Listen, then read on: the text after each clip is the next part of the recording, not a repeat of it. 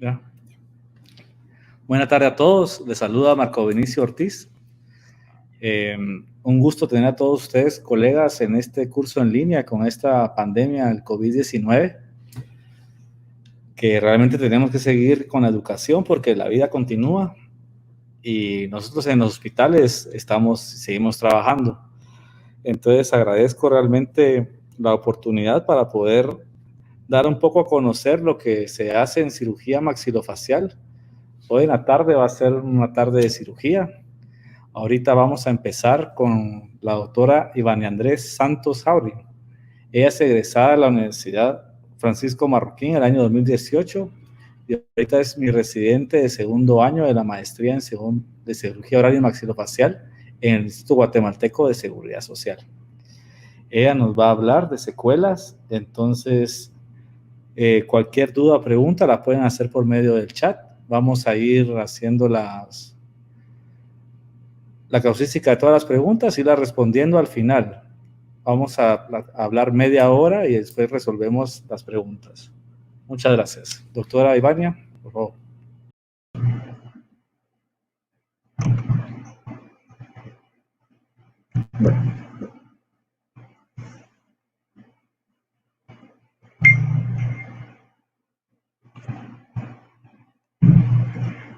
Buenas tardes. El día de hoy vamos a hablar del manejo de secuelas de trauma facial. Vamos a ver un abordaje que lleva desde el diagnóstico, la planificación y el tratamiento quirúrgico, y lo vamos a ver en conjunto con un caso clínico que nosotros realizamos aquí en el Instituto de Seguridad Social de Guatemala con el posgrado de cirugía oral y maxilofacial. El esquema de la presentación nos lleva a ver la introducción del tema, el diagnóstico, la planificación, una fase quirúrgica y el control postoperatorio de los pacientes. Vamos a hablar de tramo facial. Para iniciar, el tramo facial es toda lesión que afecta a las estructuras del macizo facial. Las principales causas son accidente en vehículos y en motocicletas, violencia física y caídas. Esto es basado en un estudio que hizo Morris en Estados Unidos, donde evalúan más de 4,000 pacientes en los cuales se encontraron que las principales causas es el accidente en vehículos. Aquí en Guatemala se hizo un estudio en el año 2013 en el Instituto de Seguridad Social y se halló que la etiología varía un poco, siendo la primera causa la violencia física y la segunda causa el accidente en vehículos y motocicleta. El trauma facial lo podemos dividir según el tercio que se vea afectado. Vamos a iniciar con las fracturas del tercio superior, que es toda la porción de hueso frontal. Tenemos fracturas del tercio medio, que son todas las del complejo órbito malar y las fracturas nasales. Y tenemos las del tercio inferior, que involucran más que todo la mandíbula. El maxilar superior también se clasifica entre las fracturas del tercio medio. Vamos a hablar de qué es una secuela. Una secuela es una consecuencia o un resultado generalmente de carácter negativo que sobreviene de un hecho determinado.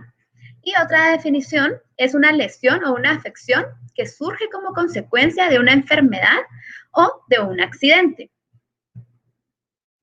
Entre las principales secuelas de trauma facial que nosotros tenemos las podemos dividir en tejido blando, en tejido duro o tejido óseo.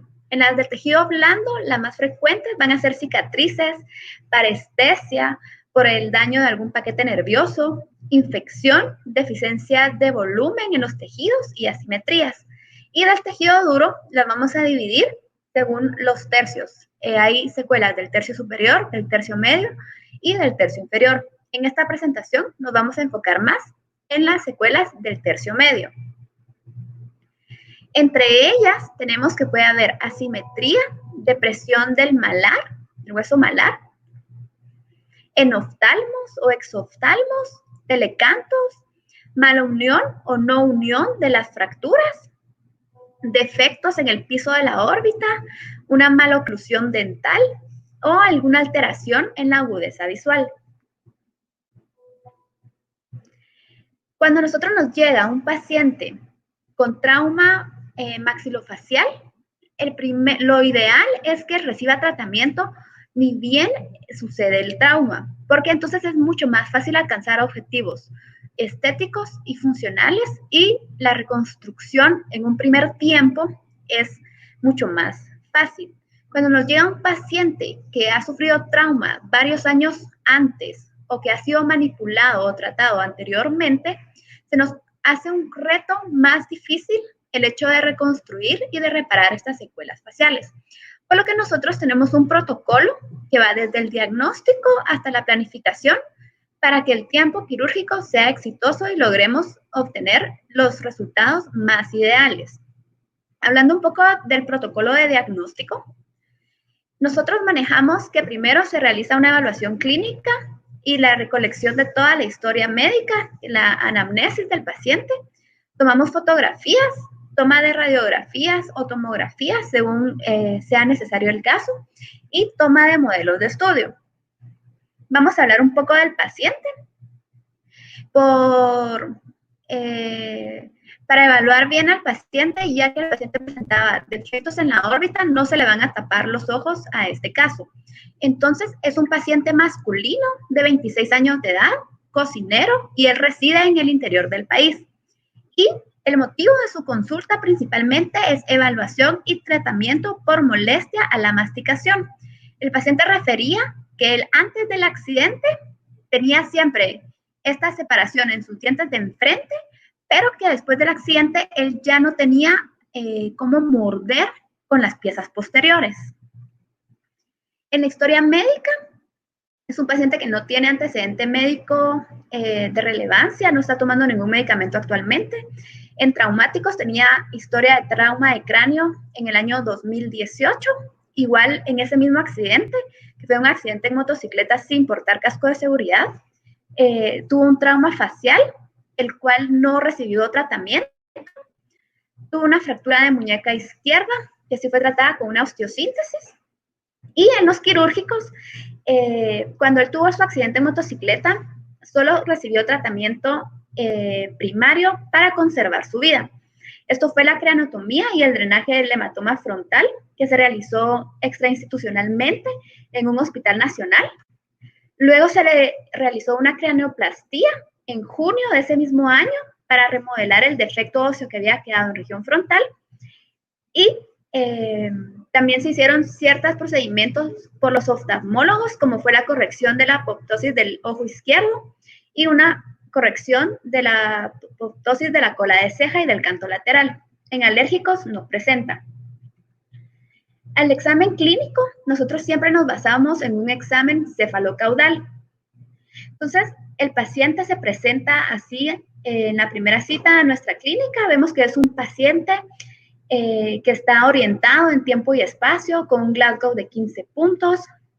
Empezamos a hacer el examen físico, se ve una depresión a nivel de la región frontal.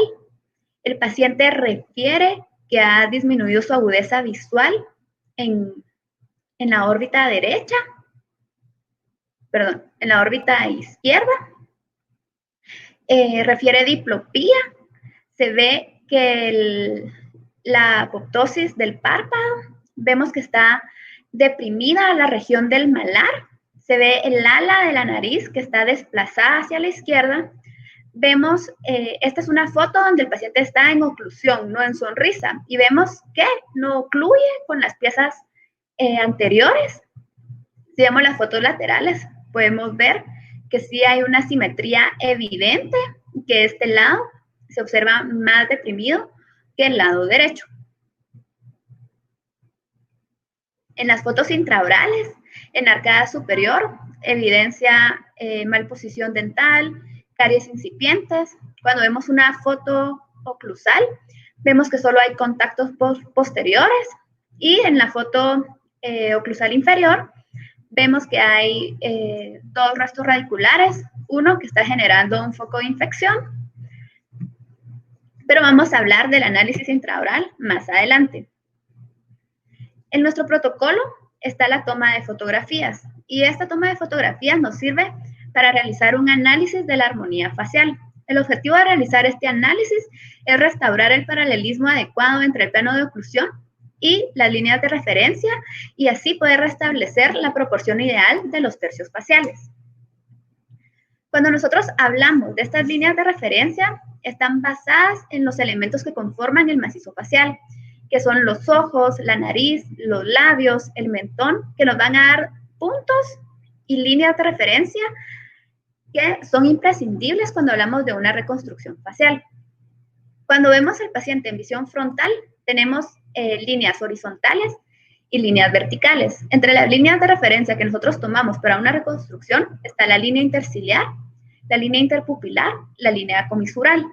En las referencias verticales, básicamente nos basamos en la línea media. También evaluamos en esta toma la forma facial del paciente, si es un paciente dólicocefálico, mesocefálico, braquicefálico, y también vemos cómo están distribuidas sus proporciones faciales en tercios faciales. Vamos a ir haciendo el análisis del paciente. Vemos la línea interciliar, la línea interpupilar, la línea intercomisural, la línea media, y cuando analizamos ya al paciente, vemos que estas líneas están canteadas hacia la izquierda. Eso significa que no hay un paralelismo y se hace más relevante la simetría del paciente.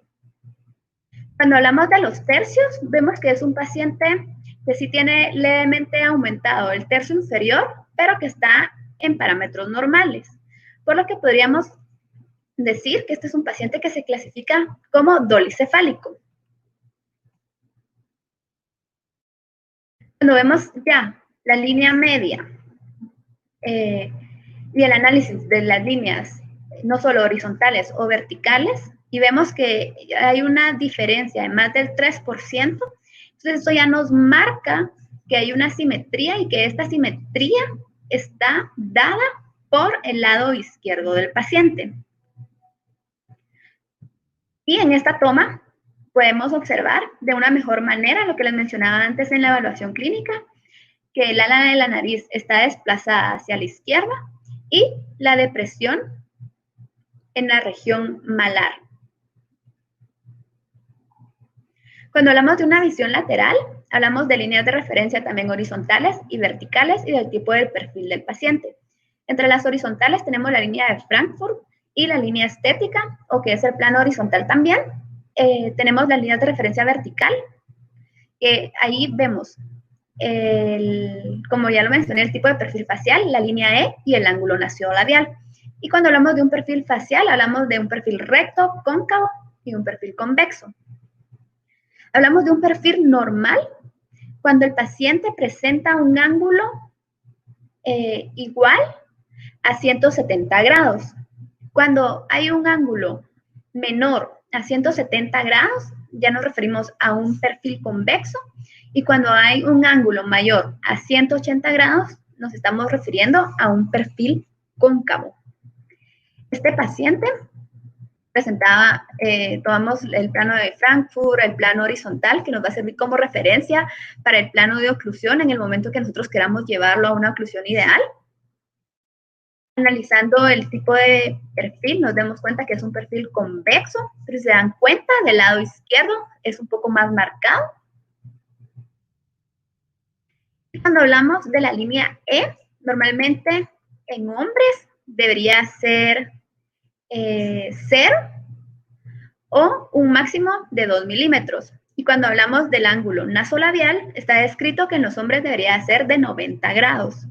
Y si lo vemos aquí, es un ángulo que está más agudo. Cuando hablamos del análisis intraoral, nosotros nos basamos en 4 puntos: la oclusión, la existencia de sobremordida, si hay mordida cruzada o si hay malposición dental. Cuando hablamos de oclusión, hablamos de oclusión tipo 1, tipo 2, tipo 3. Cuando hablamos de sobremordida, si existe sobremordida vertical o horizontal. Cuando hablamos de mordida cruzada, si es anterior o posterior. Y cuando hablamos de una posición dental, hablamos si las piezas están protuidas, hay retrusión. Entonces vamos a ver en una foto frontal, oclusal, vemos que este paciente evidentemente tenía una mordida abierta. Esta mordida abierta era de 12 milímetros. Hay un apiñamiento dental en las piezas inferiores y vemos también que la línea media en inferior está desviada.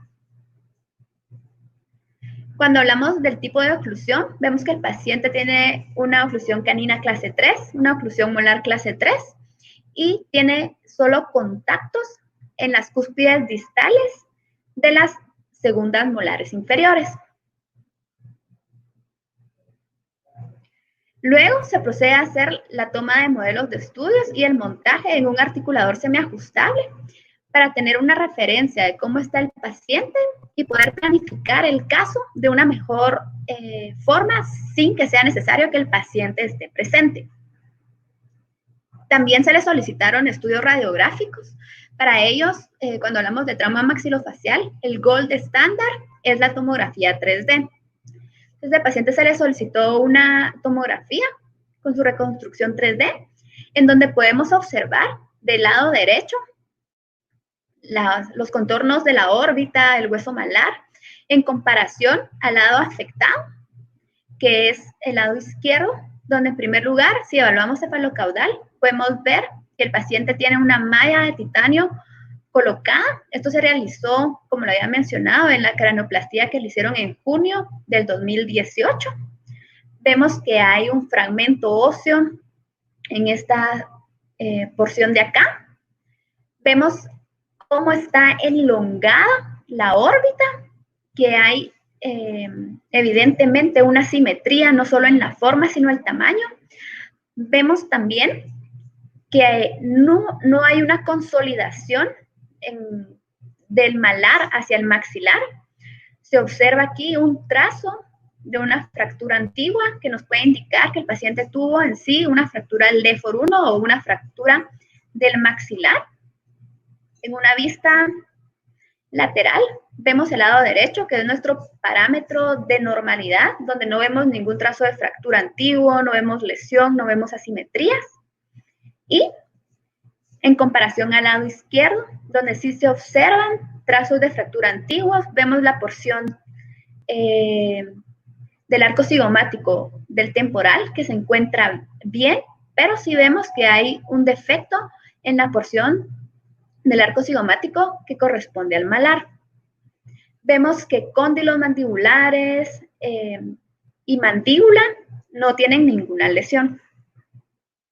En los cortes coronales, esto nos sirve para evidenciar en 3 dimensiones cómo está afectado el paciente. Vemos, como lo mencionaba antes, lo más relevante, el tamaño de la órbita. Vemos que están colapsados los cornetes. Vemos el seno maxilar obliterado, lo cual lo podemos evidenciar también en un corte axial.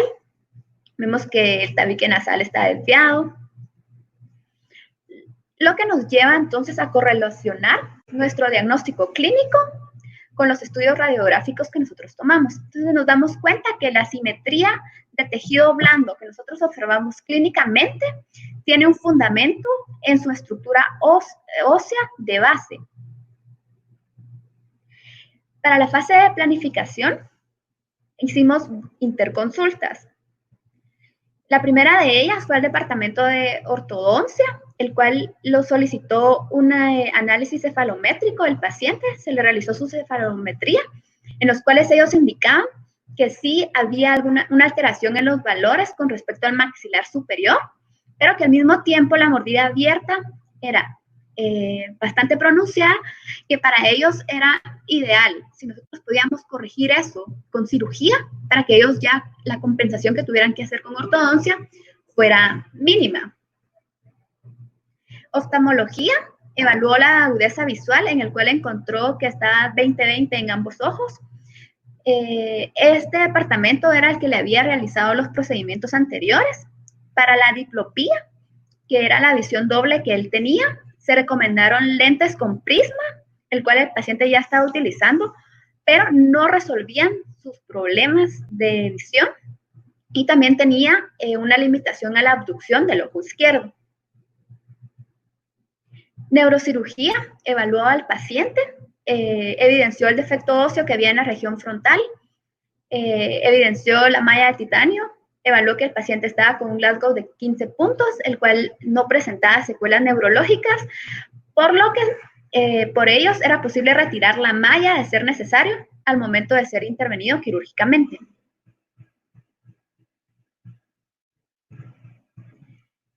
Ahora, ya con nuestras interconsultas, con la recolección de los datos que nosotros realizamos, ya podemos pasar a diseñar un plan de tratamiento que sea específico para cada paciente.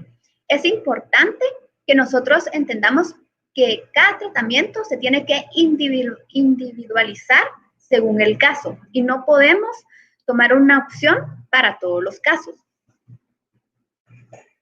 El objetivo de nosotros era restaurar estéticamente, funcionalmente y psicológicamente al paciente.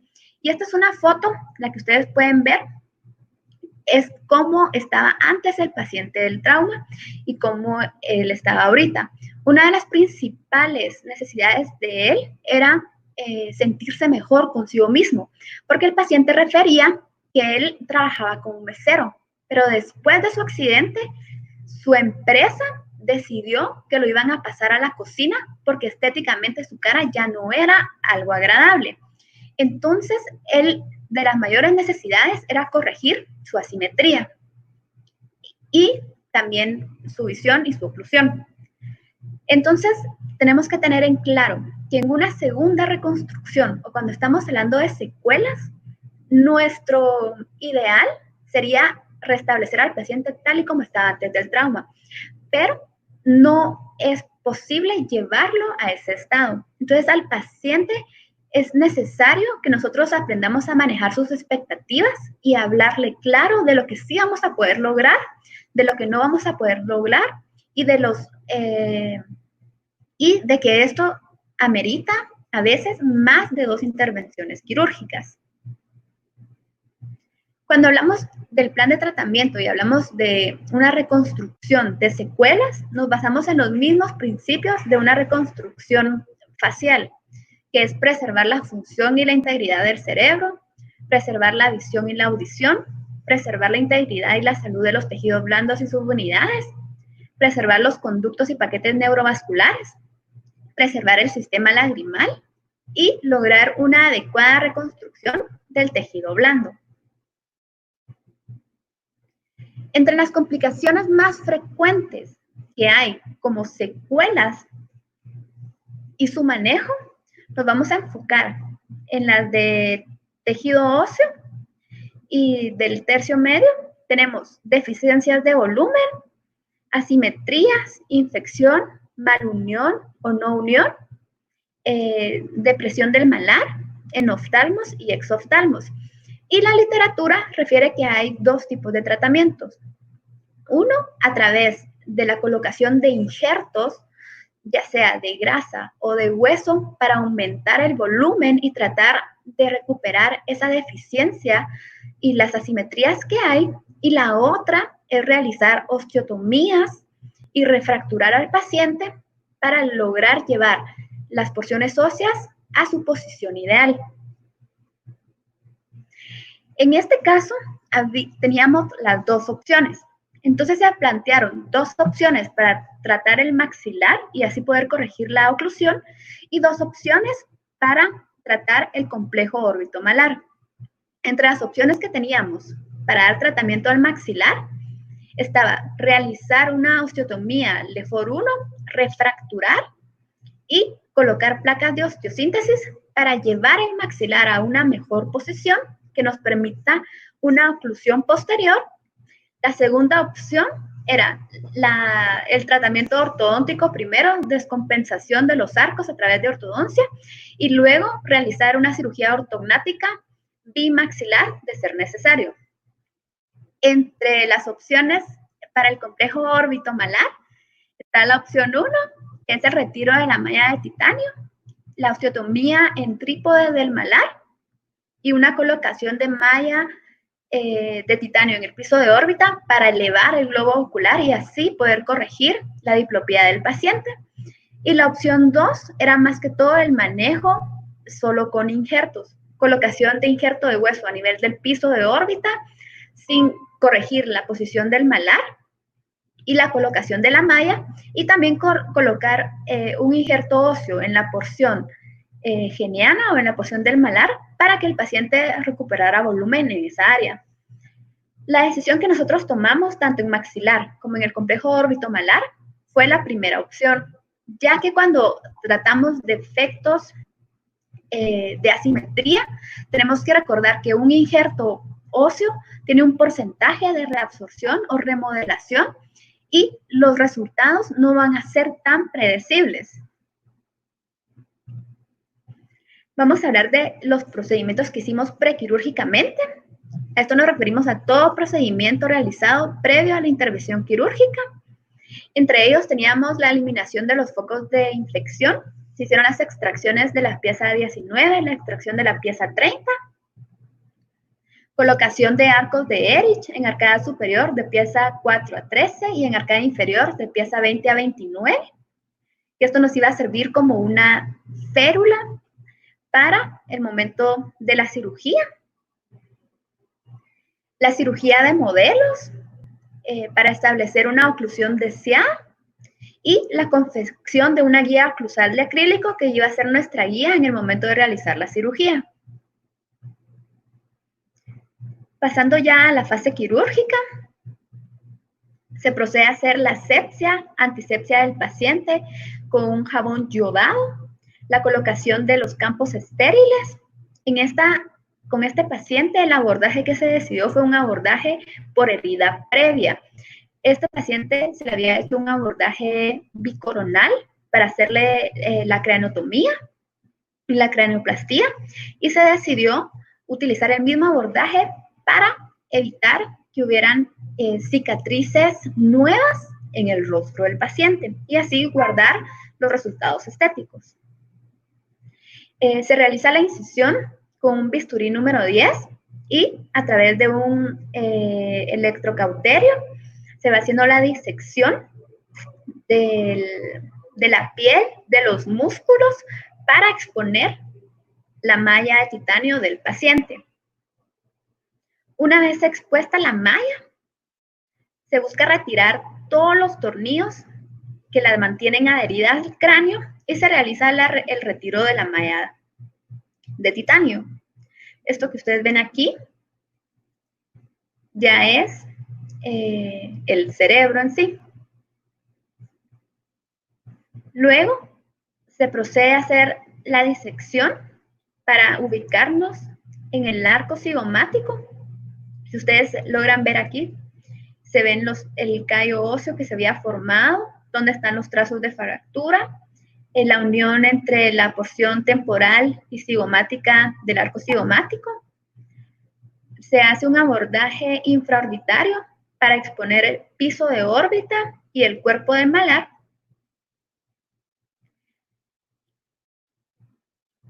Y exponemos también la región frontomalar. Entonces, al momento de tener expuestas estas estructuras, se hace una osteotomía a nivel del arco cigomático y a nivel del cuerpo del malar, como se había evidenciado en la tomografía, realmente no había una consolidación del hueso. Y en región de frontomalar también estaba suelto el hueso. Entonces, lo que se hizo fue traccionar a través de la frontomalar para elevar el malar y darle proyección y colocar una placa de titanio de la frontomalar hasta la glabela. Posteriormente a eso se volvió a colocar la malla de titanio y ya con esa retracción que hicimos y elevación del arco cigomático fue más fácil llevar la porción del piso de órbita del malar a una buena posición para colocar una placa de osteosíntesis con sus respectivos tornillos y para corregir el defecto que había en el piso de órbita, su malla de titanio. Posteriormente a eso, como habíamos realizado una osteotomía en arco cigomático, se reposicionó y se colocó una placa de osteosíntesis con sus 4 tornillos correspondientes.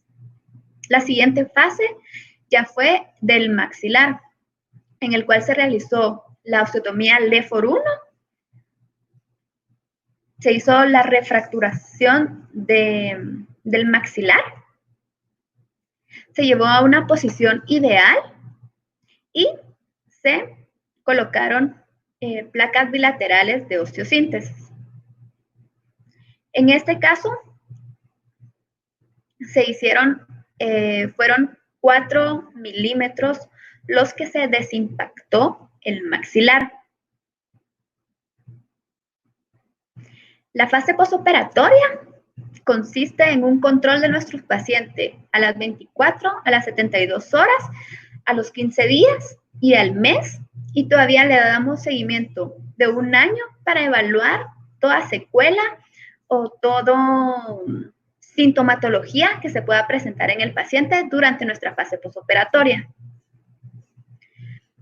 Todo paciente que sale de sala, nosotros pedimos radiografías control, que es el estudio que tenemos más rápido por realizar, en el cual ya podemos observar una mayor simetría de las órbitas.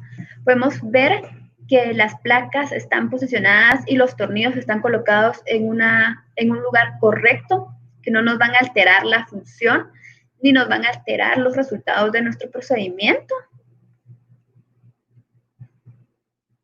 Podemos ver la proyección del arco cigomático, que era una de las cosas que nos iba a ayudar a mejorar el volumen y la simetría del paciente. Y estas son las fotos del paciente 24 horas después del procedimiento quirúrgico. El abordaje se suturó por planos profundos con una sutura reabsorbible, en este caso con Vicryl, y el plano superficial con grapas quirúrgicas, y a nivel del reborde infraorbitario con un nylon 6 ceros. Vemos que a pesar de que hay edema, ya se ve una mejoría significativa en el volumen de la región geniana. Vemos un mejor contorno en la región frontal. Ese día, después de 24 horas, se le solicita una tomografía, ya cuando el paciente está estable, en el cual, si ustedes se recuerdan la tomografía anterior, vemos que ya no existe una órbita colapsada o enlongada. Vemos que hay una mayor simetría en las proporciones de la órbita. Vemos que las placas están colocadas adecuadamente, que no involucran ninguna estructura anatómica que nos vaya a interferir o causar problemas más adelante. Luego, aquí en la LEFOR 1 se observan las placas, en el cuerpo de malar, en la región del arco cigomático, como lo pueden ver acá.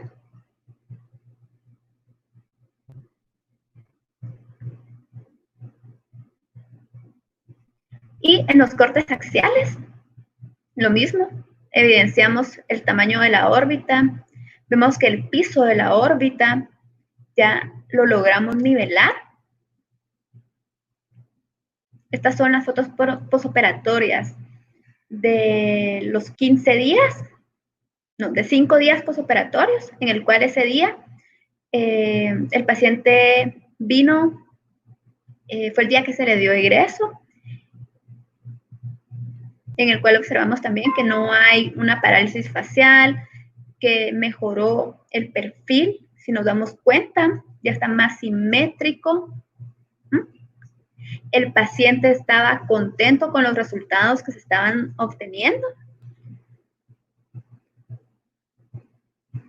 Aquí vemos que ya ha disminuido bastante el edema y vemos que se logró nivelar esa depresión que estaba a nivel del malar.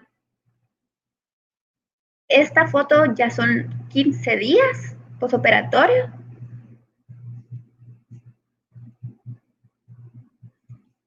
Este día se le iban a retirar ya las grapas quirúrgicas y como podemos ver, ya tiene proyectado la región del malar, ya no se evidencia esa depresión inicial que el paciente tenía, hasta mejoró su ángulo nasolabial debido al avance y a la desimpactación del maxilar. Y vemos también un cambio en el perfil de la nariz. Aquí podemos observar una mejor forma, la proyección de la región geniana a la región malar. Y esta fue la oclusión que se logró al realizar la osteotomía del maxilar. Pasamos de una mordida abierta de 12 milímetros a una mordida abierta de 3.5 milímetros, el cual ya puede ser compensada con tratamiento ortodóntico. Muchas gracias.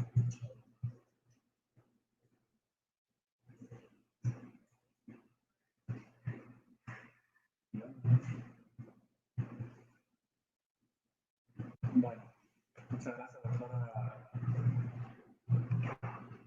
Santos, por su intervención. Veo en el chat que no he tenido preguntas. Pero podemos ver con este caso que lo importante es siempre escuchar al paciente cuál es el motivo de consulta inicial para poderle ofrecer el mejor resultado final, ya que, como mencionó la doctora Santos, la incorporación de él a la sociedad nuevamente era lo que más le interesaba a él, y realmente quedó muy agradecido con el procedimiento. Pero esto es un trabajo en conjunto con las demás especialidades, con neurocirugía, las consultas que dijo la doctora, para que el paciente salga de la mejor manera. Entonces,